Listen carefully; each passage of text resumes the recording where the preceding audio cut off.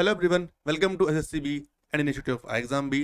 स्वागत है आपका हमारे यूट्यूब चैनल पर। मेरा नाम है अश्विनी पुंडीर और आज मैं आपके लिए ये वीडियो लेकर आया हूं ताकि मैं आपको बता सकूं अभी अभी क्या हुआ है। 2 दिन पहले ईएमआरएस में नॉन टीचिंग स्टाफ के लिए वैकेंसीज आई हैं। काफ़ी सारी वैकेंसीज हैं, उसमें आपका जेएसए है, अकाउंटेंट है, लैब अटेंडेंट है।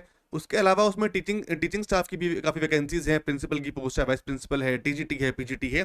तो आज हम इस वीडियो में बात करेंगे जेएसए के बारे में। जेएसए की जॉब प्रोफाइल किस तरह की होती है, क्या उसमें आपको सैलरी मिलने वाली है, क्या आपका उसमें एग्जाम पैटर्न रहेगा, क्या आपका सिलेबस रहेगा और क्या आपको उसमें काम करना पड़ेगा। ये सारी चीजें हम इस वीडियो में कवर करेंगे, तो इस वीडियो को एंड तक जरूर देखिएगा। और अगर आपने भी चैनल को सब्सक्राइब नहीं किया है तो चैनल को भी सब्सक्राइब जरूर कर लीजिए। स्टार्ट करते हैं इस वीडियो को। बात करते हैं सबसे पहले नंबर ऑफ वैकेंसी से। ठीक है, एएमआरएस में जो आपका एकलव्य मॉडल स्कूल होते हैं, ठीक है, ये बेसिकली जो आपके जो ट्राइबल जो एरियाज होते हैं वहां पर ये लोकेटेड होते हैं। डिपेंड करता है ये स्टेट टू स्टेट की, एक स्टेट में कितने ट्राइबल एरियाज हैं या फिर वो कितने स्कूल वहां पर वो रखना चाह रहा है। ठीक है, तो ये आपका बेसिकली ये कि रहना आपको वहीं पड़ेगा। ठीक है, बोर्डिंग स्कूल आपके होते हैं, अगर आपको उस बारे में नहीं पता है तो जेएसए का जो यहाँ पर जो पैटर्न है, जो जेएसए के बारे में क्या क्या यहाँ पर गिवन है, क्या आपका काम है वो उसको एक बार देख लेते हैं। जूनियर सेक्रेटरीट असिस्टेंट पोस्ट जो है आपकी यहाँ पर देखिए 759 टोटल पोस्ट है, लगभग। ठीक है, 759 आपकी पोस्ट है। 311 यूआर की वैकेंसीज हैं, 75 आपकी ईडब्ल्यूएस की वैकेंसीज हैं। ओबीसी की 204 है, नॉन क्रीमी लेयर 113 एससी की है, 56 आपकी एसटी की है, ओएच आपकी 10, एचआई 10, 11 अदर्स 10 और ये असम आपकी जो है वो 75 वैकेंसी है। बहुत बढ़िया वैकेंसीज हैं, बहुत अच्छे नंबर में आपकी वैकेंसीज जो है वो आई हैं। बात करते हैं इसकी यहाँ पर सैलरी की, तो इसका जो लेवल है आपके पे मैट्रिक्स का वो आपका यहाँ पर लेवल 2 जो है आपको वो दिया गया है। बेसिक इसमें 19,900, तो लगभग अगर कैलकुलेट किया जाए तो ऑलमोस्ट 30 से 35,000, ठीक है, अराउंड 30 to 35,000 जो है वो आपकी सैलरी पर मंथ की इसमें यहाँ पर बैठेगी। तो अपने आप में बहुत अच्छी सैलरी होती है। तो अगर आप किसी भी कॉम्पिटेटिव एग्जाम की तैयारी कर रहे हैं तो you should go for this job. आप ये मत देखिएगा कि यहाँ पर फॉर्म 1,000 रुपए का है, 1200 का है, 1500 का है, उन पर चक्करों में अगर पड़े रह गए तो लाइफ में हमेशा यही सोचते रह जाओगे कि यार फॉर्म महंगा था तो मैं क्या करता। बैंक में भी 800 रुपए का फॉर्म होता है, स्टिल लोग जो है उसके लिए जाते हैं, वो स्टूडेंट जो है उसके लिए जाते हैं, फॉर्म भरते हैं, क्योंकि आप देखें ना कि जॉब आज के टाइम में बहुत जरूरी है। तो अगर आप ये देखेंगे कि अगर 100 रुपए गया तो फिर आप कैसा करो कि अपने किसी भी स्टेट का, मैं किसी पर्टिकुलर स्टेट को यहाँ पर टारगेट नहीं कर रहा हूँ, बट आप स्टेट लेवल के अगर एग्जाम के लिए जाते हैं, किसी और एग्जाम के लिए जाते हैं, 500 रुपए का फॉर्म होता है, 700 रुपए का फॉर्म होता है वहां पर कोई भी एग्जाम का, वो एग्जाम पूरे भी नहीं होते। और ये यहाँ पर स्कूल की भर्ती है, स्कूल की यहाँ पर ये एक मॉडल है, तो वो होना जरूरी है। आप आज के टाइम में आपको ये नहीं देखना है कि फॉर्म कितना महंगा है, आपको ये देखना है कि वो भर्ती पूरे होने के चांस कितने हैं, मेरी नौकरी लगने के चांस कितने हैं, सिलेबस क्या है, क्या मैं वो कवर कर पाऊंगा या नहीं कर पाऊंगा। इन चीजों पर फॉर्म हमेशा भरना। पहली चीज, मैंने बहुत से स्टूडेंट्स को देखा है, सुना है कि फॉर्म बहुत महंगा है, 1,000 रुपए का फॉर्म है, 1200 का है, 1500 का है, तो मैं फॉर्म ना भरूं। वो गलती लाइफ में कभी मत करना। ठीक है, इतना अगर एक बार जॉब लगी तो इतना पैसा आप पता नहीं कितनी बार कमा लोगे, तब आपको लगेगा कि हाँ, तब मैंने जो फैसला लिया था वो कितना इंपॉर्टेंट था। तो ये मैंने बहुत लोगों में देखा है कि 1,000 रुपए का फॉर्म है, फॉर्म ना भरूं, तो फॉर्म को जरूर भरिए। अगर आप इसी लेवल की तैयारी, अभी मैं आगे सिलेबस डिस्कस करूंगा, अगर आपकी जो तैयारी है वो इसी लेवल की चल रही है, आप ये चीजें अगर पढ़ते आ रहे हैं, तो ये फॉर्म आप जरूर भरिएगा। ठीक, यहां बात होगी वैकेंसीज की, बात कर ली हमने यहाँ पर सैलरी की। आगे चलते हैं, क्या क्या इसमें एलिजिबिलिटी है उसके बारे में बात कर ले, क्योंकि एलिजिबिलिटी होना बहुत जरूरी है। 30 साल की इसमें यहाँ पर एज दी गई है। अगर आप 30 साल से कम है आपकी एज, तो उसको आप फॉर्म फिल कर सकते हैं। फॉर्म भरने की जो लास्ट डेट है वो 31 जुलाई है। ओके, उसको भी आप यहाँ पर देख लेना कि 31 जुलाई जो है वो फॉर्म भरने की लास्ट डेट है। और आपकी जो एज है यहाँ पर 30 साल से ऊपर आपकी एज नहीं मांगी गई है। अगर आप ईएमआरएस के एम्प्लॉय हैं तो आपको यहाँ पर 55 ईयर्स तक का एज रिलैक्सेशन यहाँ पर आपको गिवन है। और बाकी यहाँ पर जो एसटी एससी ओबीसी को जो रिलैक्सेशन मिलते हैं गवर्नमेंट ऑफ इंडिया की तरफ से, कहीं पर 5 साल का, 3 साल का, वो यहाँ पर आपको मिलेगा। ठीक, बात करते हैं क्वालिफिकेशन की, क्या क्या आपको यहाँ पर इसमें क्वालिफिकेशन चाहिए, तो उसको आप देख लें। तो सिर्फ आपसे यहाँ पर 12th मांगी गई है। अगर आपने 12th किया है और आपकी एज 30 साल से कम है तो आप इस फॉर्म को फिल कर सकते हैं। उसके अलावा possessing minimum speed of 35 words in English, English की जो टाइपिंग है वो आपकी 35 मांगी है, हिंदी की टाइपिंग आपकी जो है वो 30 मांगी गई है। कोई सर्टिफिकेट नहीं मांगा है, सिर्फ आपको प्रोसेसिंग मिनिमम स्पीड चाहिए कि आपकी उसमें क्षमता हो, आपको उतना करना आना चाहिए, कोई सर्टिफिकेट नहीं मांगा गया है यहाँ पर। तो बस आपको अगर इतना टाइपिंग करनी आती है तो you should go for this exam, क्योंकि टाइपिंग है इसके सेकंड लेवल में। ठीक, चलिए बात हो गई एलिजिबिलिटी की। अब बात करते हैं पैटर्न की। ठीक है, यहां पर देखिए आप pattern part 1, part 2, part 3, part 4, part 5, 5 part में आपका पैटर्न जो है डिवाइड है। टोटल 130 नंबर का आपका जो है पेपर होने वाला है। राइट, तो रीजनिंग एबिलिटी है, क्वांटिटेटिव एप्टीट्यूड है, जनरल अवेयरनेस है, लैंग्वेज कॉम्पिटेंसी टेस्ट है जिसमें आपका इंग्लिश और हिंदी दोनों आएगा, 15-15 मार्क्स इस सब्जेक्ट के। ठीक है, और आगे आपका basic knowledge of computer application. Fine, अब ये सब्जेक्ट्स हैं, यहां पर आपके सामने क्वेश्चंस गिवन है कि क्वेश्चंस कितने मार्क्स के होंगे और टोटल मार्क्स कितने होंगे। तो रीजनिंग में आपके आएंगे 20 सवाल 20 नंबर के, क्वांट्स में आएंगे आपके 20 सवाल 20 नंबर के। आगे फिर आपका जीए है 30 सवाल 30 नंबर के, इंग्लिश 15 की इंग्लिश 15 की हिंदी। ठीक है, इस तरह से 30 हो गए यहाँ पर, और 30 सवाल जो है आपके वो कंप्यूटर के मांगे गए हैं। कंप्यूटर आज के टाइम में बहुत इंपॉर्टेंट रोल प्ले कर रहा है हर एक एग्जामिनेशन में। आप किसी भी एग्जाम को देख लो। बैंक तो खैर पहले से ही कंप्यूटर पर बहुत अलग से फोकस करता था, लेकिन अभी क्या कर दिया एसएससी ने, फिर बाकी जो एग्जाम्स है कंप्यूटर के अलग से सेक्शन बनने लग गए हैं। और यहाँ भी आप देखिए जो वेटेज आपको जीए का दिया है, इंग्लिश का दिया है, जो मतलब लैंग्वेज का जो आपको जो दिया है यहाँ पर, सेम स्टेटस यहाँ पर कंप्यूटर को भी दिया गया है। रीजनिंग में 20 चाहिए, यहाँ पर 30 नंबर चाहिए।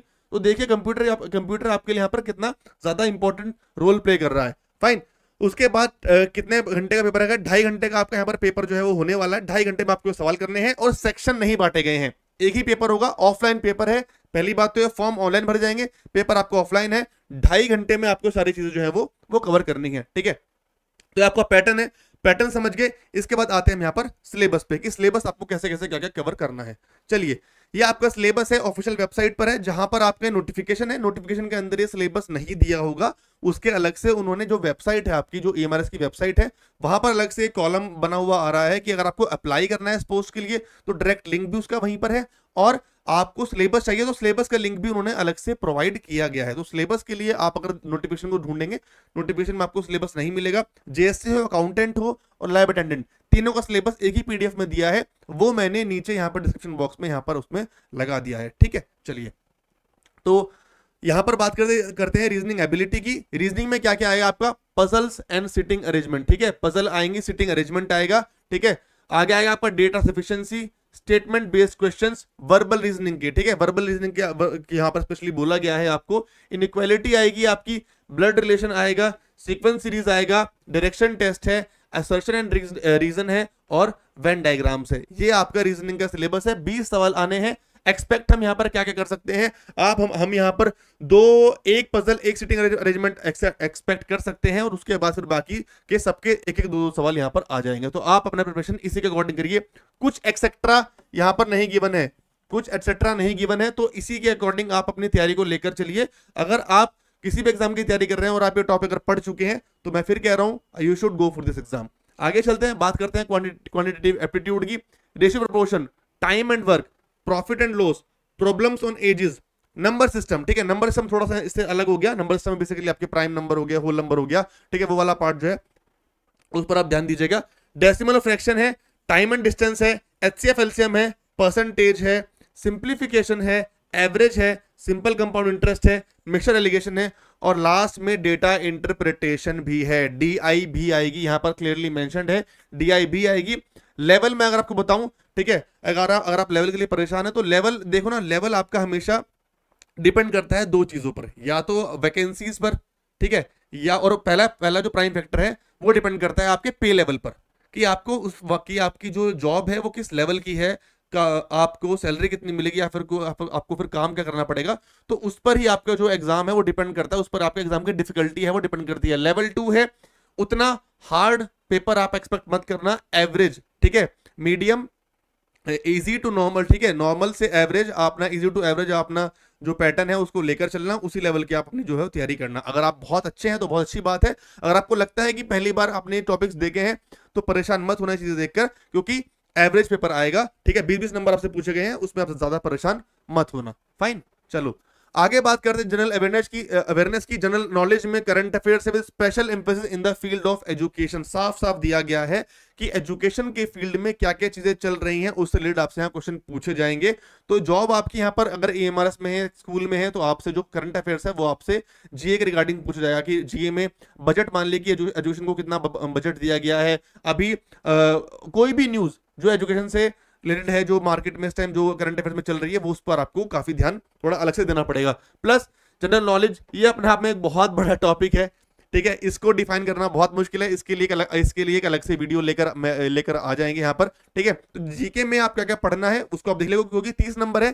30 नंबर को अगर मैं ब्रेक करना चाहूं मेरे हिसाब से, तो इसको मैं 10, करंट अफेयर्स भी 10, और यहाँ पर आपका जो वाला पार्ट है ये भी आपका 10, मतलब करंट अफेयर को थोड़ा आप 15 वाला पार्ट दे दीजिए यहाँ पर, और बाकी 15 मार्क्स में आप जनरल नॉलेज को कर सकते हैं, क्योंकि 15 में आपका जो एजुकेशन में पे जो एम्फेसिस किया गया है उसको भी यहाँ पर ले सकते हैं, ठीक है। चलिए बात करते हैं उसके बाद हिंदी की।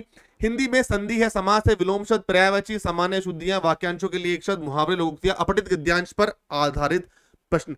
तो हिंदी देखने से मुझे इतने कुछ मुश्किल नहीं लग रही है, क्योंकि यहाँ 15 नंबर में आपकी हिंदी आएगी, तो इतना मुझे कुछ मुश्किल यहाँ पर नहीं लग रहा है। तो हिंदी, समास, विलोम शब्द, जो विलोम शब्द हो गया, पर्यायवाची हो गया, मुहावरे, लोकोक्तियां, ये आपका हो गया वोकैबुलरी का पार्ट, इसको आप कर लीजिएगा। इसके अलावा संधि समास पढ़ना है आपको, ओके, सामान्य शुद्धियां पढ़ना है, अपठित गद्यांश, ये आपका पैसेज है, अनसीन पैसेज है, तो 2 पैसेज, एक पैसेज आप एक्सपेक्ट करके चलिए कि 5 नंबर का आपका एक पैसेज आएगा, और बाकी 10 नंबर में 5 नंबर की आपकी वोकैबुलरी, और 5 में आपका जो ये ग्रामर वाला पार्ट है वो आ जाएगा, ठीक। ऐसे इंग्लिश में आते हैं, वर्ब है, टेंसेस है, वॉइस है, सब्जेक्ट वर्ब एग्रीमेंट है, आर्टिकल, कॉम्प्रिहेंशन यहाँ भी है, फिल इन द ब्लैंक्स है, adverb, error, sentence arrangement, unseen passage, vocabulary, antonym, synonym, grammar, idiom, phrase, etcetera. वहीं पर यहाँ पर सेम चीज है, वोकैबुलरी भी दी है, ग्रामर वाला पार्ट भी दिया है, तो इसको भी आप करते हैं। 15 नंबर में आप मेरे अकॉर्डिंग अगर मैं आपको बताऊं तो फोकस करना ज्यादा रीडिंग पर, आरसी पर, अनसीन पैसेज पर, इन पर रीडिंग करना, और वोकैब तो आपको पढ़नी ही पढ़नी है। चलिए अब बात करते हैं 30 नंबर पर, और जो है आपका कंप्यूटर का exam, fundamentals of computer system, basic of operating system, MS office, keyboard.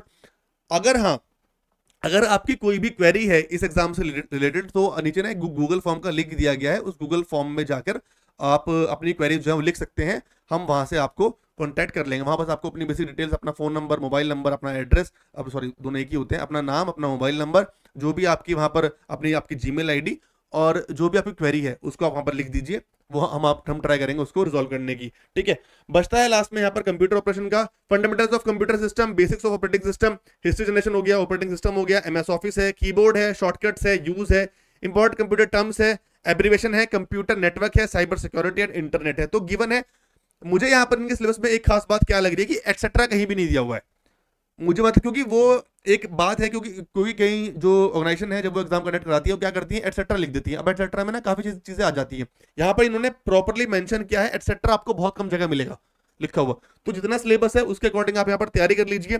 Computer को भी कितना कुछ खास यहाँ पर मुश्किल सब्जेक्ट नहीं है, अगर आप हमारे साथ तैयारी करना चाहें तो आप हमारे साथ तैयारी कर सकते हैं। हम आपके लिए कुछ ही टाइम बाद यूट्यूब पर भी क्लासेस जो है वो लेकर आएंगे। कोई भी क्वेरी होगा आपकी अगर इस एग्जाम से रिलेटेड, आप हमें बता सकते हैं। तो सिलेबस में जो भी बताना था वो मैंने यहाँ पर आपको बता चुका हूं, आप इसको यहाँ पर देख चुके हैं क्या क्या आपको करना है, किस तरह से आपको तैयारी करनी है। बहुत बढ़िया जॉब है, मैं फिर कह रहा हूँ इस फॉर्म को जरूर फिल कीजिए।